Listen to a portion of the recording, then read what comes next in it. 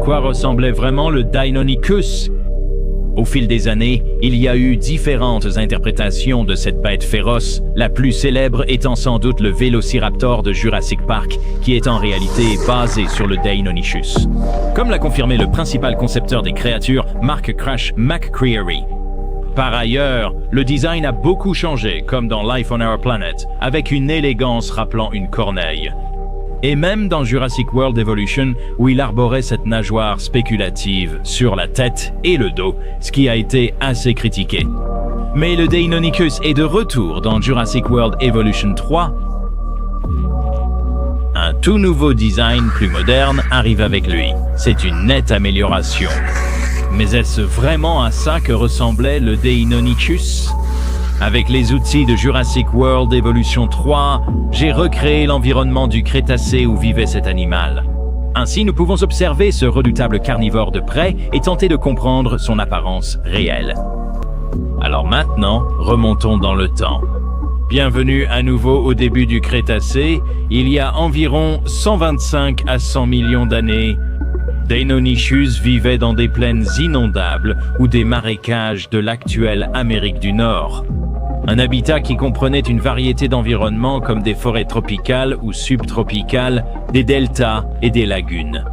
Ces environnements riches abritaient une grande variété d'autres animaux, y compris ses proies, comme l'iguanodon, un grand herbivore massif mesurant jusqu'à 11 mètres de long et pesant 45 tonnes métriques.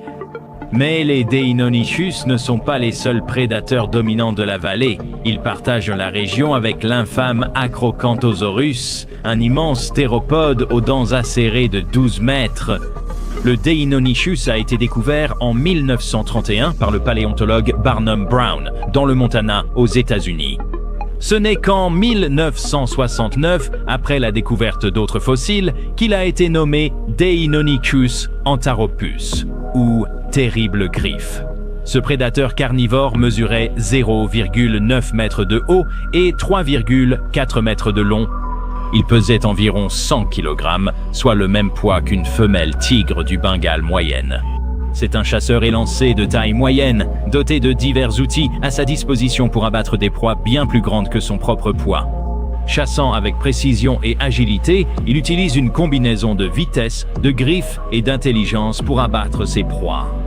Des études récentes sur les membres du Deinonychus et d'autres dromaeosaures montrent qu'ils n'étaient pas faits pour courir vite.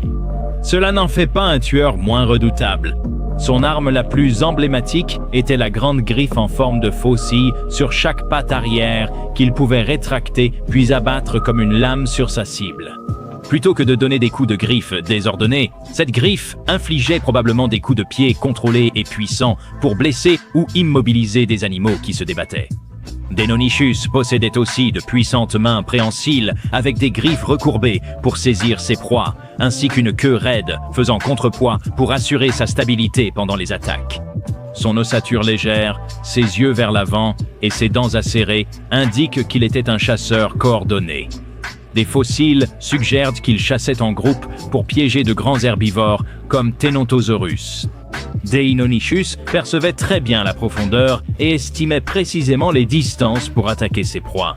Sa vision était plus comparable à celle des oiseaux de proie modernes, ce qui suggère une vue perçante en plein jour plutôt qu'une adaptation nocturne. Et il comptait sur une concentration précise, semblable à celle d'un faucon, pour suivre et frapper des cibles en mouvement avec une précision mortelle. Deinonychus possédait également une autre adaptation qui lui donnait un avantage dans son environnement, les plumes. Bien qu'aucun fossile de plumes n'ait été trouvé directement avec Deinonychus, de solides preuves provenant de ses proches parents montrent qu'il avait presque certainement une couverture complète de plumes. Ces plumes lui assuraient une isolation vitale, aidant à réguler sa température dans les climats chauds mais changeants du Crétacé. Un manteau de plumes aurait aussi permis aux jeunes ou aux petits individus de rester au chaud durant les nuits fraîches ou les périodes humides des terres marécageuses.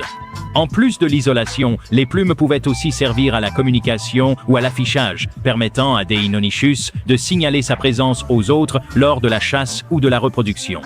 Et elles offraient de légers avantages aérodynamiques pour l'équilibre et la maniabilité.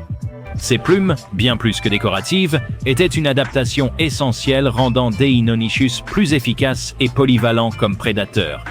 Le Deinonychus de Jurassic World Evolution 3 présente toutes les caractéristiques d'un design précis. Mais est-ce le cas? C'est une énorme amélioration par rapport au design précédent, c'est le moins qu'on puisse dire, mais ce n'est pas parfait. La tête est légèrement trop grande, le placement des yeux n'est pas correct, et le plumage, bien qu'il soit joli avec de belles couleurs et motifs, n'est pas aussi dense et épais qu'il l'était probablement.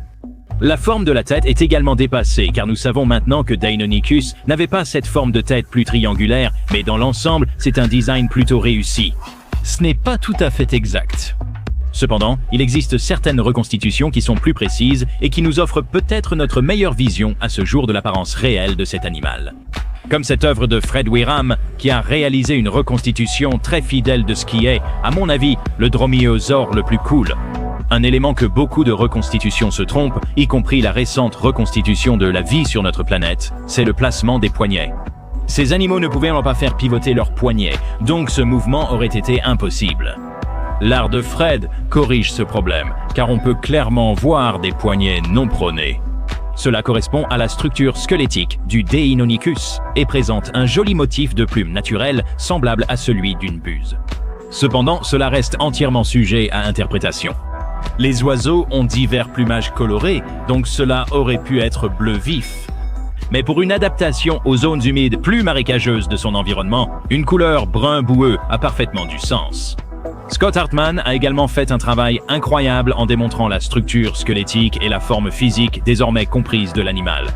Et comme nous pouvons le voir, c'est en réalité assez différent de la créature que nous connaissons dans Jurassic Park. Notez la posture, proche de celle d'un oiseau, possible chez de nombreux paraviens, comparée à la forme plus droite vue jusqu'à présent. Mais la représentation la plus précise est peut-être celle d'Emily Willoughby, qui a recréé avec minutie le Deinonychus étape par étape, de l'os aux muscles jusqu'à la chair et aux plumes. Et le résultat est excellent. Elle a aussi fourni un schéma illustrant précisément l'alignement avec la structure squelettique. Toutes ces reconstitutions, de Fred Wiram à Scott Hartman et Emily Willoughby, nous rapprochent plus que jamais de la véritable apparence du Deinonychus. Pas un monstre écailleux de cinéma, mais un animal vivant et respirant.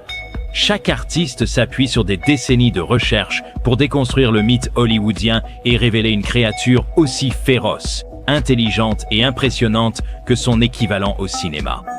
Simplement d'une manière très différente.